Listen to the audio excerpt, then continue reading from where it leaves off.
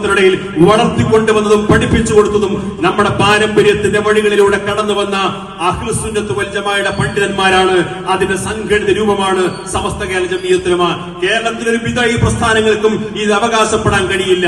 നേരത്തെ ഇവിടെ സൂചിപ്പിച്ചതുപോലെ ഈ ബിദഈ പ്രസ്ഥാനങ്ങളോട് സമസ്ത കേരള ജംഇയ്യത്തുൽ ഉലമയുടെ പണ്ഡിതന്മാർ കൃത്യമായ ഒരു അകലം പാലിക്കണമെന്ന് ഈ സമുദായത്തോട് ആഹ്വാനം ചെയ്തിരുന്നത് മുസ്ലിം സമുദായത്തിൽ അനൈക്യം ഉയർത്തി കാണിക്കാൻ ശ്രമിക്കാം.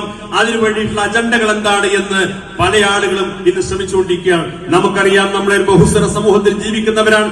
സ്വന്തം വിശ്വാസവും സംസ്കാരവും മുറുകെ പിടിച്ചുകൊണ്ട് സഹോദര സമുദായങ്ങളെ എങ്ങനെ ബഹുമാനിക്കണം, എങ്ങനെ ആദരിക്കണം, അവരുമായി എത്രത്തോളം ആത്മാർത്ഥമായ സഹവർത്തിത്വം ഉണ്ടാകണമെന്ന് ഈ സമുദായത്തിൽ പഠിപ്പിച്ചത് സമസ്ത കേരള ജംഇയ്യത്തുൽ ഉലമയാണ്. ഒരു ബഹുസ്വര സമൂഹത്തിൽ കലർപ്പില്ലാത്ത